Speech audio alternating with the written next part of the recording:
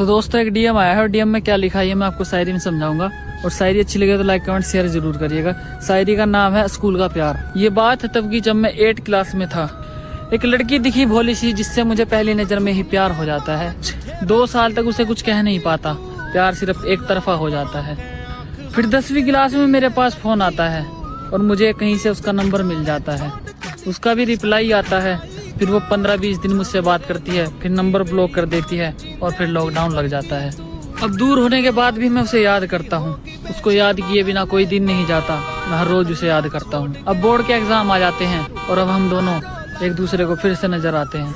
वो मुझे देखकर इग्नोर करने लगती है। मुझे लगा शायद वो मुझसे नफरत करने लगी है। उसकी याद में 1 साल और गुजर जाता है। मैं उसको बार बार भुलाने की कोशिश करता हूँ पर उसका चेहरा बार बार मुझे याद आता है। अब 11th में एडमिशन होता है और मैं आर्ट साइड लेता हूँ। मुझे लगा कि शायद वो भी मुझसे प्यार करने लगी है, वो भी आर्ट साइड लेती है। एक दिन उसकी यादों में मेरा ध्यान खो जाता है और मेरा अचानक से एक्सीडेंट हो जाता है। इस बात की खबर जब उसे लगती है तुरंत ही उसका फोन आता है और जैसा मेरे ख्यालों में चल रहा था मुझे लगा कि शायद उसे भी मुझसे प्यार हो जाता है। अब हम दोनों की बातें होने लगती हैं और कहानी शुरू हुई थी तो कहानी मशहूर भी होने लगती है।